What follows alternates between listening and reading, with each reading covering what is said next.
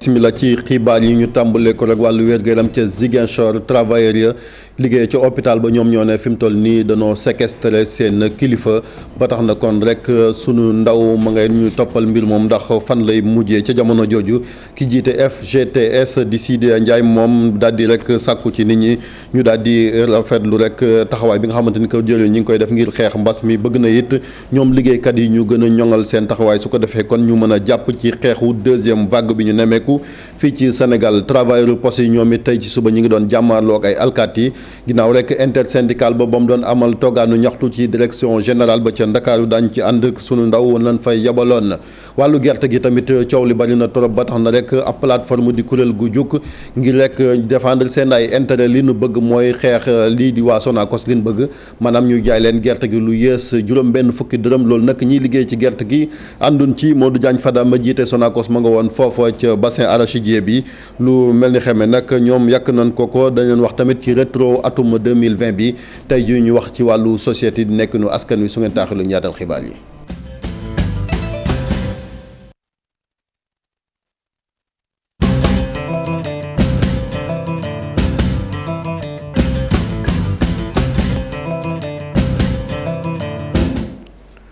mbokki dal leen jàmm wàllu wér-gu-yaram fële ca Ziguinchor mu mel ni kon suba si tàngoon na trop liggéeykat yi ñoom ñoo ne kon dañoo séquestré seen kilifa di directeur hôpital ba bu ñu sukkandikoo suñu naataango ba ñu fa teewal loolu nag di doon xool lekk lan moo waral kon ñoom ñu doxee lu ni mel bañ rek waa ji génn kon bureau yi nga xamante ni fële liggéeyee dinañ ci ànd ci num gën a yaatoo ak suñu ndaw lu ñu teewal foofa ca Ziguinchor di Boubacar Diassi ci jamono jooju ki jiite FGTS di Sidya Ndiaye kon di syndicat bu nga xamante ni kon mi ngi défendre moom it intérêt liggéeykat yi rawatina ñi nekk ci collectivité locale yi nemmeeku na ay jafe-jafe yi rawatina ndàmpaay yi war a jox wàllu kër docteur su ko defee kon ñu dugal bu baax seen loxo ci xeex mbas mi rawatina jamono ji naan ñaareelu vague bi li bëgg it mooy nit ñi daal di rek jëfee li naan geste barrière moom moo nekkoon ganu info du matin tey ci suba ñu déglu ko. mbas bi moom defe naa ne moo ngi fii gis nañ deuxième vague bi nit ñi sax dañoo tiit parce que spécialiste nee nañu bu ñu moytuwul le virus bi dafa évoluer maanaam dafa gën a gaaw ci nu muy contaminé donc war nañ góorgóorlu pour mesure barrière yi ñu daal di góorgóorlu pour respecter ko buñ ko deful nag tolof tolof rek lay indi te ñun ñëpp ñoo ci souffrir donc je crois que jot na. askan bi comprendre lii du xeexu gouvernement du xeexu travailleur xeex ñëpp la maanaam ñu ku nekk yaa war a nekk sa gardien wu bopp yaa war a protéger aar sa njaboot ñu aussi motiver personnel bi maanaam mettre leen d'abord ci condition sécurité pour que ñoom aussi ay borom kër lañu ay borom njaboot lañu ñu jox leen protection individuelle bi doy ñu jox leen ay masques yu doy jox leen ay gel yu doy su ko defee ñoom ñu mën a ñu aussi ñu régler question wu prime yi parce que motivation bi njiitu réew mi daf ko joxe pour que ñëpp jot ci mais dañ gis ne fii par rapport moo fi nekk gestion yaa ma neex jox ñii bañ a jox ñii loolu aussi ñun fan yii di ñëw dañuy dégg parce que duñ ko nangu tey duñ ko nangu ëllëg. bu dee nag lu soxal moom mbas tey jii ci Sénégal lu toll ci juróom-benn fukk ak juróom-benni doomu aadama ñoom ñoo am jàngoro ji kenn moom moo ci ñàkk bakkanam lu toll ci ñaar fukki nit ak ñaar kon ay cas contact la ñeent fukk yi ak ñeent moom mooy cas communautaire nag muy ci Ndakaaru ak yeneen i diwaan yu nekk ci biir Sénégal fanweeri doomu aadama kon wér nañ ba ñibbi seen kër ñaar fukk ak juróom-ñett kon ñu ngi ci sauvetage ñu koy wax kon cas grave buñ sukkandikoo rek ci kër jëwlin ji dénk wàllu wér-gu-yaram ca Daara Jolof it ñaareelu vague ba dafa mel ni kon nemeeku nan fa ay cas yu commencé bari ca boobee diwaan nekk ca département bu Linguère ba tax na kon tey am nañ juróom-ñetti cas boo xoolee nag daara kon booba ak léegi ñaar fukki doomu aadama ak ñett am nañ fii foofee jàngoro ba tax na kon kilifa yi jël na matukaay ngir désinfecter dëkk ba mairie ba sax ay cas amoon nañ fa bu ñu tëj ko fan yi yëpp kon liggéeyun Mamadou Moustapha Ndiaye ak Omar Ka.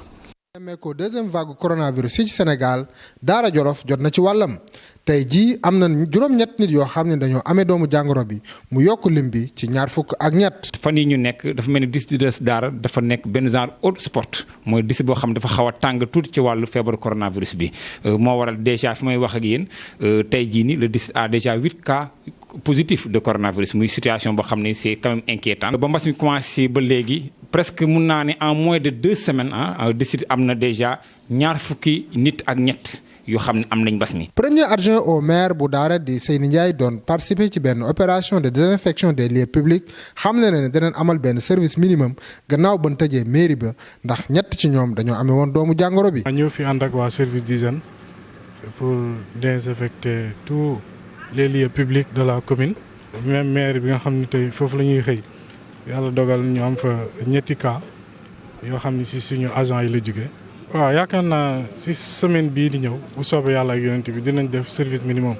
su ko defee même bu doon 2 agents wala 3 dinañ leen mettre en place pour que ñu mën a régler les cas d'urgence. fii ci Daara nag ñi nga xam ne ñooy waa kër docteur ak chauffeur yi ñu ngi boole. Ali ba pare jëlee fi doomu jàngoro bi. le temps ngeen jot jël seen bindu turam au bàjjenu gox les jeunes les femmes les relais communautaires les ASC ñu xam ne feebar baa ngi fi te moo ngi law il faut ñu def le tout nag pour ñu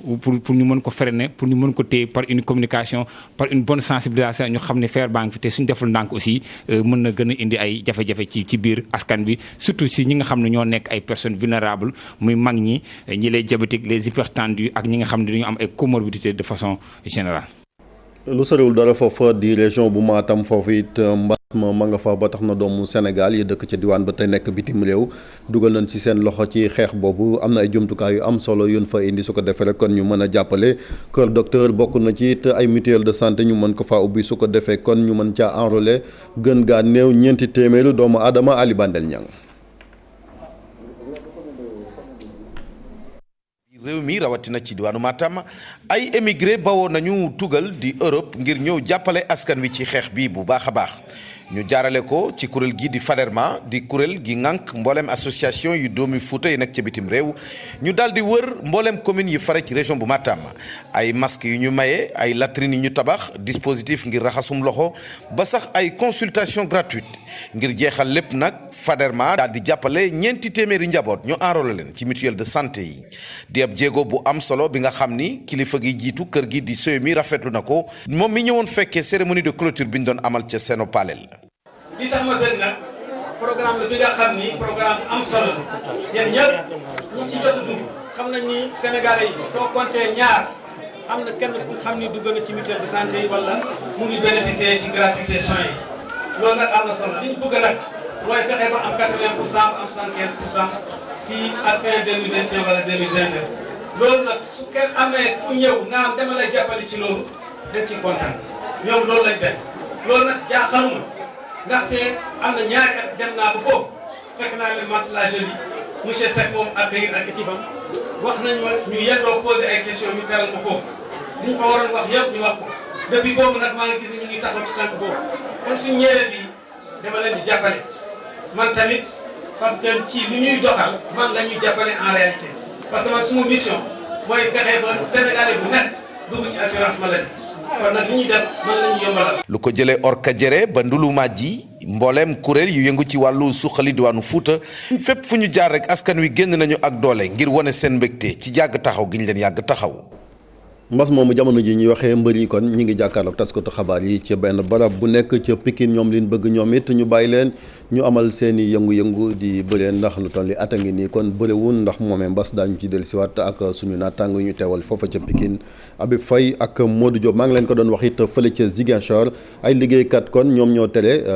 kilifa hôpital ba mu génn doxi soxlaam dañ ko séquestré comme ni ñu ko waxee ci nasaraan lu ko waral nag loolu lañ bëgg a xam ba tax na ñi ngi ci buumu jokkoo gi ak Boubacar Diassi ñu ngi lay nuyu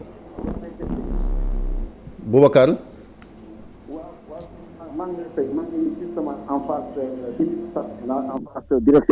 bureau directeur bi mu nekk ni y a au moins 200 travailleurs yu fi nekk kenn ku ne takk masque waaye takk it li nga xamante ne moom mooy brassard rouge ñoom nee nañu bi ñu fi jógee tant que directeur bi fayu leen seen li nga xamante ne moom mooy seen ñaari weeri indemnité nee nañu nag mais loolu yemu ci loolu ndaxte depuis le 9 décembre ñu ngi ñaxtu chaque jour ñu def assemblée générale def ci fii ci hôpital bi mais directeur bi faalewu leen donc mu noonu li nga xamante ne moom mooy manque de communication ak ñoom mais ñu ngi wax aussi ni directeur bi moom nu mu gérer hôpital bi neexu leen loolu mooy nag seen fonctionnement hôpital bi fu mu nekk nii neexu leen ñu ne it fu mu nekk nii am na ay liggéeykat yi nga xamante ne jot nañu dem retraite amuñu seen indemnité de retraite waaye it amuñu seen pension donc mu nekk mouvement d'humeur bi nga xamante ne Chérif juróomi syndicat yu nekk fii ci hôpital régional bu Ziguinchor ñu koy wax intersyndical ñoom ñoo taxaw daal ne tey hôpital bi kenn du ci liggéey benn ñaar directeur bi du génn dem fekk ci këram li nga xamante ne moom mooy Noël ndax directeur bi chrétien la malheureusement du mun dem tey ndaxte fu mu nekk nii tant que réglé seen i problème daal fu mu nekk nii du génn hôpital bi Chérif. ngeen gis ko noonu kon image yi liggéeykat yi seen blim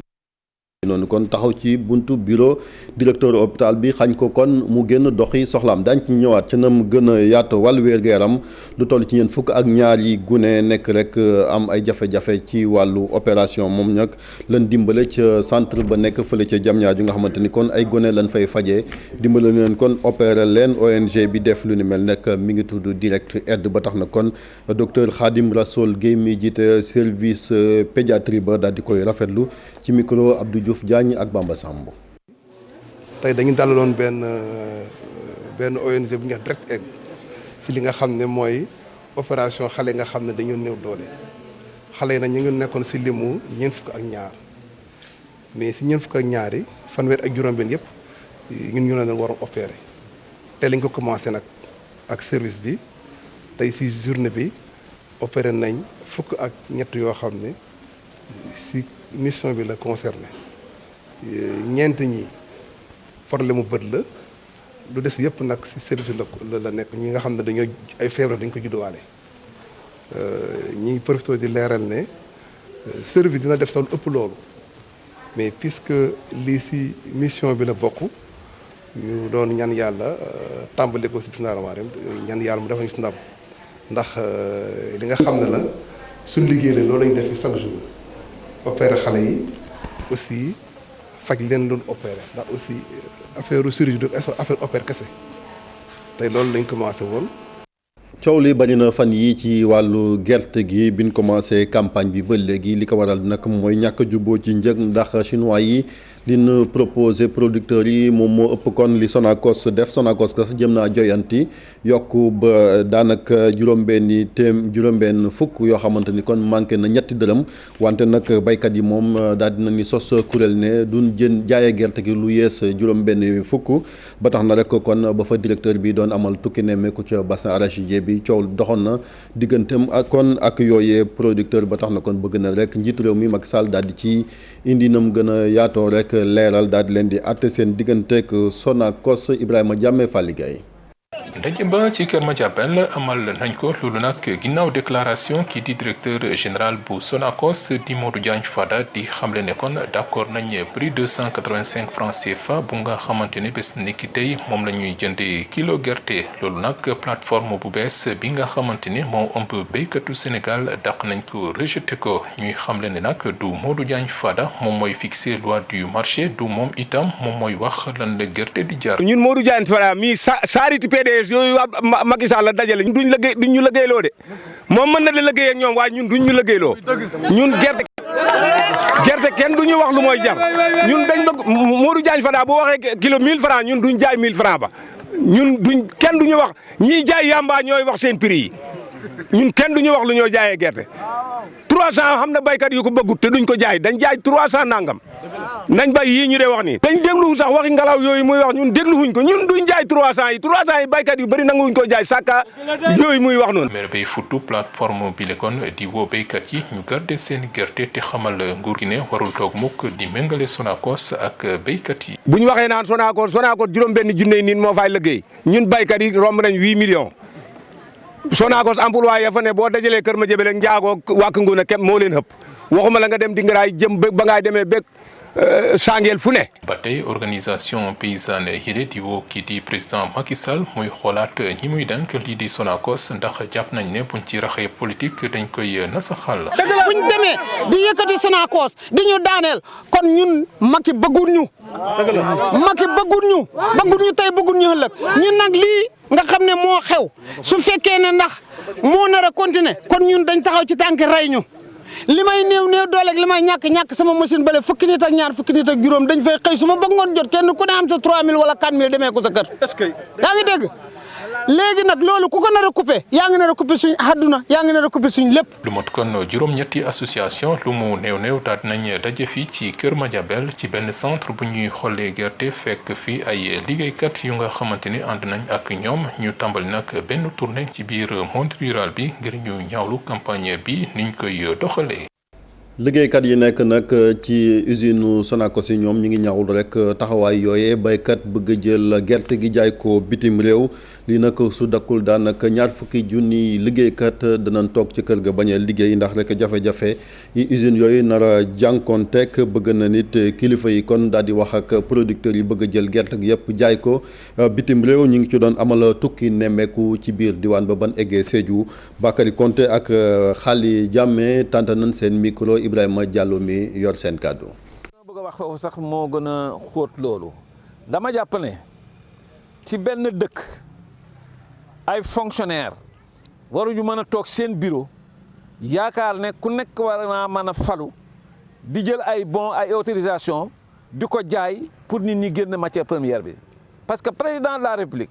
manul ne nañu favoriser développement industriel mu am bi ni ay usines yoo xam ne ñoom ñooy def trituration ñu bëgg a jéggi usines yooyu jël seen matière première yóbbu ko ci bitim réew nga wax loolu ñi nga xam ne ñooy dox di jënd gerte googu di ko jox chinois yi ñu ne ñoom bu ñu arrêté li ñuy def nii dañuy yàq 20 000 emplois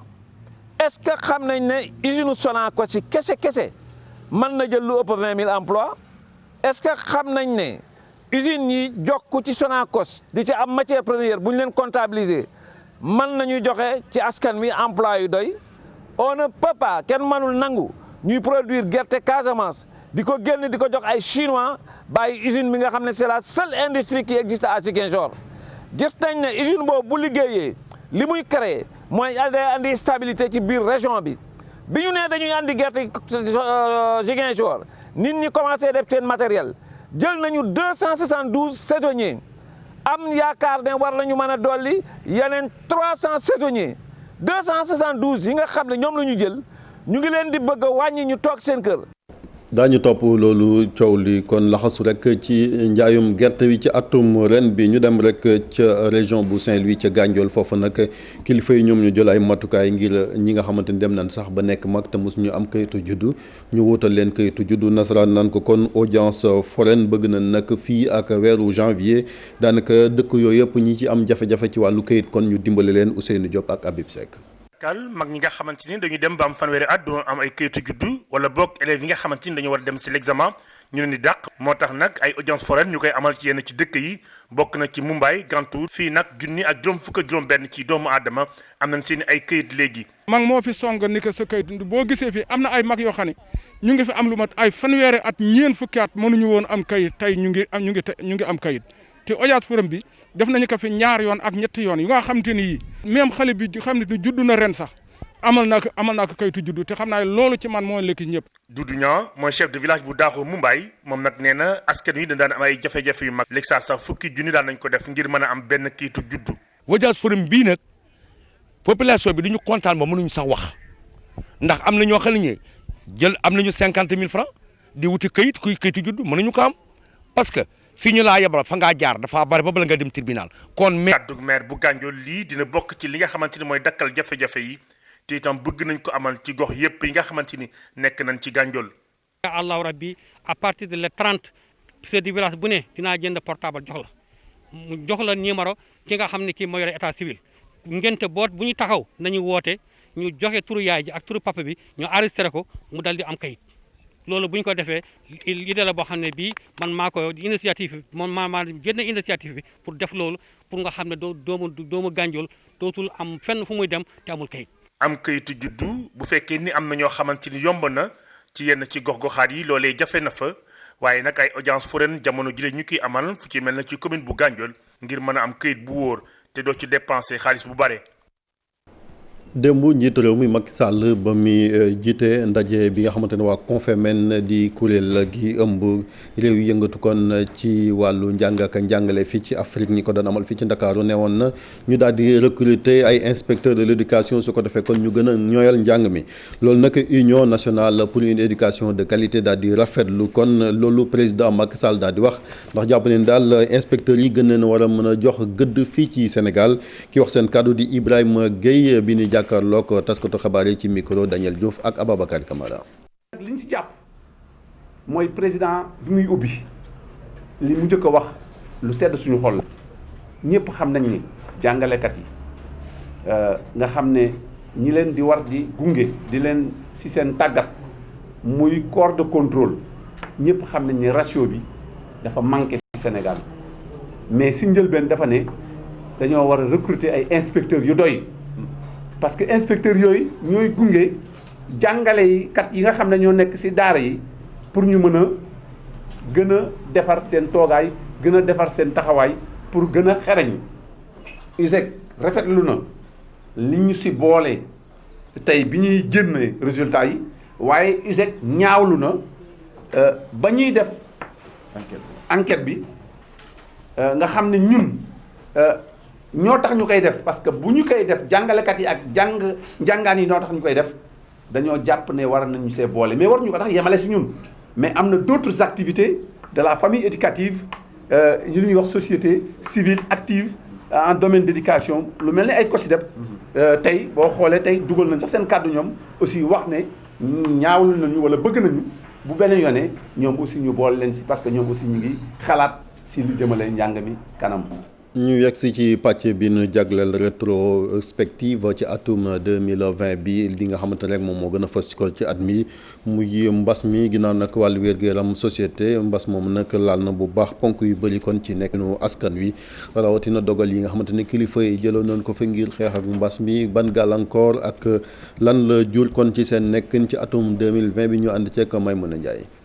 atum 2020 réewu Sénégal du ko gaaw a fàtte ndax kat Covid-19 di feebar boobu duggoon na ci réew mi ñaari fan ci weeru mars atum 2020 cas bu njëkk bi daal di feeñ ci noonu feebar bay law ba fukki région yi ak ñeent yi ñëpp daal di koy am ñi nga xam ni ñoom la gën a laal ñu ne ñi seen at toll ci ñaar fukk jàpp fanweer ak juróom-ñeent la bu ñu sukkandikoo ci OMS feebar bi nag dem na ba laal koom-koomu réew mi. réewu Sénégal ñaar fukki fan ak ñett ci weeru mars njiitu réew mi di wax ak askan wi ci ngoon googu ñu ne juróom-ñaar fukk ak benn ciy malade ñu ngi ci l'hôpital yi ñu leen di faj discours boobu njiitu réew mi dellusiwaat ci force Covid-19 di budget boo xam ni toll na ci junniy milliards réewu Sénégal di ci jàppale ngir xeex feebar bi Macky Sall ci noonu mu ñëw ne dinañ fi amal couvre-feu li ko dalee 20h jàpp 6h du matin ci mboolem gox. transport interurbain yi ñu dakkal ko ñi nga xam ni ñooy dugg di limu nit ñi dugg ci oto yi ñu ne dañ leen limité masque yi nag mu dem ba nekk ci dundu askan wi ñu koy laaj nit ñi di ko sol ci yenn béréb yi transport maritime yi aérien naka noonu rassemblement yi ñu dakkal lépp école yi ak université yi ñu dakkal njàng mi boo demee ci ñi nga xam ni dañoo waroon aji ji amut Dakar bu Medina Gounass noonu lañ ko dakkalee appel Layeen naka noonu ziara bu Tiwaawan itam at bi amul boo demee ci bérébu attekaay yi ñoom it seen liggéey dafa tagga tembe woon prison yi itam ñu tere fa mbooleem visite lii dem ba laal suñu koom-koomu réew sénégalais yi dem ba am lu leen metti seenu naqar ñu fësal ko ci kaw tali bi gouvernement bi ci loolu mu dellusiwaat ci mesures yi dakkal couvre-feu bi ak état d'urgence bu fekkee doomu réew Sénégal yi faatoo bitim réew moo xam Europe wala États-Unis ñoom it amoon na jafe-jafe ngir ñu indi seeni koor bi ñu demee nag ba ca biir ci weeru avril atum 2020 ci lañ dellusiwaat ci yoolu mesure njàng meeg njàngale bi ñaari fan ci weeru juin ñu ne dañuy ubbiwaat école yi wante lii dafa mel ni dafa tagga tembe ndax kat dafa am ay jàngalekat yu ñu jàpp ni dañoo am feebar bi ba tax na ñu yóbbu ko ci beneen date université yi ñu ne dañuy ubbiwaat seeni buntu benn fan ci weeru septembre wante SAES d'accordul ndax kat dafa gisoon ni gouvernement bi sàmmontewuk ak protocole sanitaire bi nga xam ne tegoon nañu ko fii naka noonu infrastructure yi nga xam ni dafay dalal ñi nga xam ne am nañ seen bac ba noppi atum 2019 2020 ñu ne matut jàngalekat yi féete ci daara yu kawe yi ci noonu ñu déposé ab préavis de grève di dànkaafu nguur gi mu mel ni coronavirus mettil na loolu atum 2020 ñuy am yaakaar ni 2021 réewu Sénégal dina soppi xar kanam. may mun a atum ren mi coow li bari woon na lool ci wàllum suuf xel dem kon ca Ndingler ak it terme sud ba tax na kon bu ci nekk rek fitna daal di fa doon jukk mënuñoo fàtte it li naan mbiram centre de redressement yi ñu ànd ceek Habib Faye montage bi Chimère Diouf. doonul at boo xamante nit yomb na lool ci ñi nga xam ne ay député lañ ki mel ni Mame Diarra Fam Mamadou Diop Decroix Abdou Aziz Diop Mor Kane ak ñeneen ci seen militant yi nga xamante ne mës nañoo am bëccëgu saf sàpp foofee ca Ndingler gannaaw joxuk ñaxtu ga nga xamante ne askanu Jila ñoom defaloon nañu ko ñoom ñi teewal askan wi ca pencum ndawum réew mi ñëwoon xool seen situation ci dëkk boobi waaye lile la ko ñeeloon bokk na ci jafe-jafek suuf goo xamante nit ñi ña ngi ca doon wax saa su nekk ci diggante Babacar Ngom moom Sedima ak waa dëkk gii di Jila ak Ndingler waaye ab mbetteel mujj na caa am foofe ndax kenn ci gardien yu Babacar Ngom moom Sedima moom ma nga doon xaar député yooyu ba tax sax mu ne leen nañu dëpp ñooñee bañ mu génn leen ab pistolet te ñooñee sax wane woon nañ seen carte professionnelle ne ñoom ay député lañ bokkul itam lu bëri ci li nit ñi jàpp ndax tamit l'état wu Sénégal jëluwaatul suuf yooyee benn yoon jox ko ñooñee nga xam ne ñoo dig baykat yu Ndingler yi jëriñ googee di Aly Ngouille Ndiaye moom lañ dénkoon kaaraangeeg biir réew ma ca jamono yooyu yëkkati wax ni benn pàcc ci suuf soosee doon na loo xamante ni jàpp nañu ko te it ñu ñaan askan wi ci seen boppam it ndax ba ñu gisee ne nawet gi dugg si na teg mbay mi commencé na ñoom ñooñee lañ leen ko jox ngir ñu mën a eggaleeg seen i bay waaye itam ñoom suuf yooyu ñoom ñoo ca yàggoon a bay waaye lile noonee la ñu ko waxee moom Babacar Ngom itam mu nangu li ni mel leneen ci li ñeel wàllum delloo leen seen i suuf mu ne lii amu ci benn yoon ndax tamit nawet gi moom moo waral ñu jox leen ko ca terme sud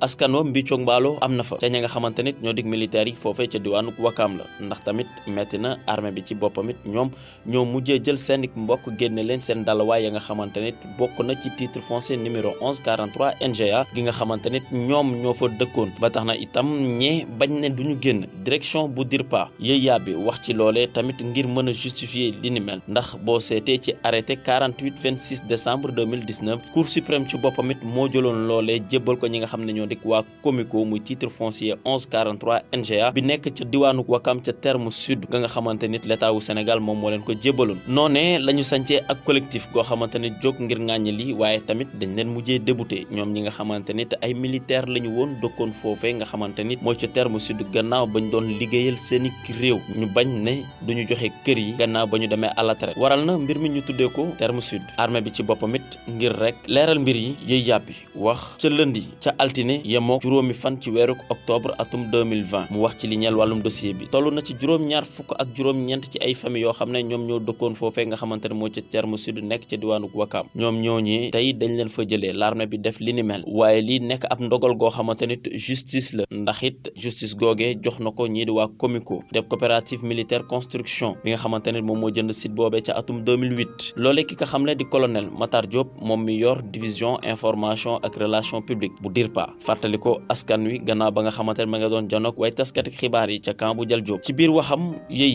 yàbbi wax ne lii ab opération de déguerpissement la waaye ñeelul fukk ci ay militaires yoo xamante ne ba léegi ñu ngi fay dëkk ndax loolee doon na seen i àq ak seen i yelleef ndax képp kuy militaire di nekk ci service yelloo nga ab dalluwaay ba tey ci lu gën a wëy juróom-ñaar fukk ak juróom-ñeent famille yooyu ñu jàpp ne juróom-benn fukk ak juróom-ñeent donc ñoom lañ ci mujjee somme ngir ñu génn ci seen kër yooyu nga xamante ne ñoom ñoo fa dëkkoon colonel Diop yokk ci ne juróom-ñaar fukk ak juróom-ñeent famille ñaar fukk ak juróom-benn ñoom ci seen boppam it ñi ngi bokk ci programme bu Comico gi ba itam ca terme sud yooyu yàbbi ne ñett ci ay famille ci juróom-ñaar fukk ak juróom-ñeent yooyu am nañ seen logement biir Comico waaye ñoom dañu jàpp rek ci logement yee ne duñu fa génn ndax it ay anciens militaires lañu woon wax ci leneen li ñeel wàllum centre de redressement yu Serigne Modou Kara Mbacké waaye bi la yoon ci leneen la ci wax te it Serigne Modou Kara doon na loo xamante nit sóob nañ loxoom ci li nga xamante nit moo di centre de redressement yi doon affaire boo xam ne door na ci wàllum sàccuk scooter gannaaw ba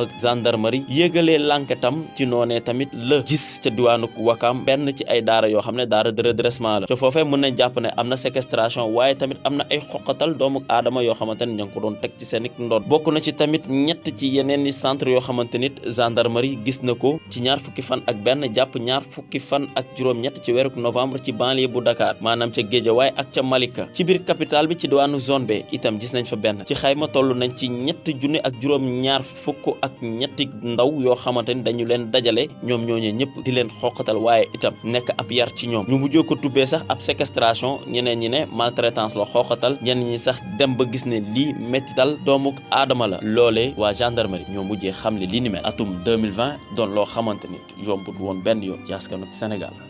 jërëjëf Habib ñu wax tamit ci wàllu mbëkk mi di woon lu fees rawatina bi at mi di waaj a jeex ndaw ñu bëri nag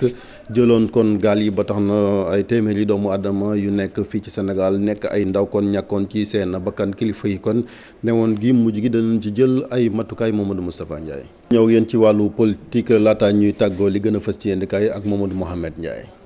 jërë ngeen jëf coronavirus bi xamul buur say na xamul buur dee na ndax buuru boppam la Le Quotidien nañu virus bi ma nga jafandu fa mu jafandu ngoy fa mu ngoy di tàññaaneel di wéy juróom-benni bakkan la tëral ci réew mi ci bëccëgu démb gi ñu fekk ña faatu woon ca mbas mi muy fukki nit ñu ñàkk seen bakkan ci coronavirus bi ci diirub ñaari fan yamu ca ndax journal Le Quotidien mi ngi ñuy xibaar ci xëtam mu njëkk ne coronavirus bi dugg na ci l'école yi am na benn élève bu jigéen bu corona ca lycée Chérif Samsidine Aïdara ba ca Vélingara Source A nañu xeex bi ñuy xeex Covid-19 bi ci Sénégal bari na ay lees waxul yu ci am ne jamono ji nga xam ne kilifay réew mi ñoo ngi wax fu nekk yéene ju ñu am ngir xeex mbas mi ci jamono ji ñuy waxee waxi deuxième vague terewul nguur gi mi ngi toog di seetaan ñuy amale xew ak i xew-xew ci réew mi ay céet ay dëj ak i ngénte fu nekk la ñu koy langee ci réew mi ci week-end bi ñu génn rek ci cité Konachab ca boori Camp Pénal gis nañu fa ab cérémonie familiale bu mag mbooloo mu bari teewoon fa keroog samedi sabar gu rëy la ñu amaloon ci cité pénitence ga ca Kër Massar foofeet mbooloo mu baree fa daje woon ca kees gi it su soi nee nañu am na benn foire bu ñu fa woote ca quartier Sofraco fa janoo ak stade Lat Dior nit ñi di fa daje di dugg ko génn nu mu leen neexee te kenn ci ñoom fonk ci geste barrière yi l'observateur nañu dansé bi mooy ni askanu Sénégal bëgg a jëlee coronavirus bi def ko dëkkandoo bëgg koo miinal seen bopp dem ci bay sàggane geste barrière yi ñu bari ci askan wi di dox ci ay geste arrière ministre de la santé Abdoulaye Diouf Sarr mel ne kuy dànkaafu nit ñi ne mi ngi xam ne ci xët bu njëkk l'observateur ne deuxième vague gi ñu nekk moo gën a taat bi fi njëkkoon a jaar Walf Quotidien ñu ñuy yëngu ci wàllu njàng meeg njàngale mi nañu xam ne caaxaan faaxe virus bi mi ngi ci biir système bi maanaam corona bàjjo bi mi ngi ci biir l'école yi cas coronavirus bi ñu njëkk a dégg ci l'école yi journal bi nee nañu ca Vélingara la ñu ko dégg moo tax yëf yi bloqué na njàng ma ca l'école ba Vox Populi nañu li ñu dégg démb ci deuxième vague ci corona bi doy na waar daanaka record la juróom benn nit yu faatu ci 24 heures fukki nit ak ñeent yu faatu ci ñetti fan loolee la ñu am source wa nañu ca l'hôpital Magatte Lô ba ca Linguère lu yéeme te doy waar moo fa am ne fajkat ya fa nekk mu di personnel santé bi lu yéeme te doy waar moo fa am ne fajkat ya fa nekk mu di personnel santé ba amuñu sax ay masque docteur Didier Raoult sans masque Didier Raoult moo nekk ci xët mu njëkk Soleil national professeur Didier Raoult nee na suñu réew di Sénégal mën naa fier ci boppam mu ne it feebar bi juróogu fi lu jar jaxasoo nee na it moom professeur Didier Raoult bu doonoon conseiller bu ministre de la santé du ko jariñ lu raw li ko professeur Souleymane Mboup ak docteur Soxna di jariñ waxtaan nag waa Soleil national ba wax leen souvenir yi mu am ci Sénégal moom tubaab bi tubaab beneen di doomu Belgique bu jigéen bi ñu faatoon ba suul ko ci àllub Dakar Mbay ba journalisé ko nañu waa ji mu doon sëyal di doomu Sénégal nangu na ne moo faat tubaab bi nee na moo ko rey bi mu ko faatee da koo jël ak yërëm dem suul ko noone ci àll ba journal bi wax ñu ne moom waa ji tubaab bi mu doon sëyal mage na ko ñaar fukket ak juróom libération nañu waa ji ñeent fukket ak juróom ñaar la am jabaru tubaab bi di doomu Belgique tuddoon José Thielmas amoon juróom-ñaar fukket ak ñaar maanaam 72 ans moom waa ji wax na ca kanamu enquêteurs yu section recherche yi ne moo mbëkkal tubaab bi ci miir bi waaye tayu ko libération nañu waxam jooje nag wuute na lool ak li enquête bi wane l'observateur nañu enquête ba moo wane ne waa ji dafa bàyyi ba ci jamonoy màggalu Tuuba dëkk bi wéet ci la jëlee ndaw si profito dem suuli ko ci àllub Dakar Mbay ba ca kees des ci l'observateur des kees ba léegi ca ngajaga ga ca noota guy jama di fa teenu gaz ba tàkke woon yéenekaay bi di l'observateur fa la xëy la Sénégal mel ne ku naan ko bala ngay sori nañu xam ne teenu gaz ba tàkkoon ba léegi fayagul xel ya dalagul fit ya toogagul donte ministre environnement di Abdou Karim Sall demoon na fa doon dalal seenum xel journal Le Quotidien dëggal xibaar bi ci xët mu njëkk journal La Tribune xibaar bu yéeme ñetti xale yu góor yi ñu enlevé woon ca Casamance ñu leen doon wëre fu nekk di leen wëre nu nekk yéenekaay bi nee nañu ñett lañu l'armée bu Sénégal gis na ñaar ña waaye ba ñu leen di gis dañoo fekk ñu faatu ñoom ñaari jeunes yooyee ñu boom La Tribune nee nañu yëf ya moo yëngal Casamance jamono jile jërëjëf Mamadou Mouhamed Ndiaye mbokk yi fii la ñu yem ak yéen ci xibaar yi laata tàggoo gi ñu dem ci beneen studio ba fekk fa Mamadou Ndiaye ak soxna Mary Boye ci li ci internet bi lu ci gën a fees. waaw ñu ngi lay nuyu Chérif di nuyu internet yeeg téléspectateur li ci gën a fees tey yu yees yi nga xamante ni messagerie temporaire bi fa WhatsApp fas yéene dugal mu nekk lu bees loo xamante ni dina xaw a changer plateforme boobu mais surtout fii ci Sénégal nga xamante ni ñu koy utiliser bari na. WhatsApp boo koy def. WhatsApp moo koy def waaw. sécurité. voilà loolu jot a bàyyi xel la ndaxte mbirum sécurité bi ñun ñi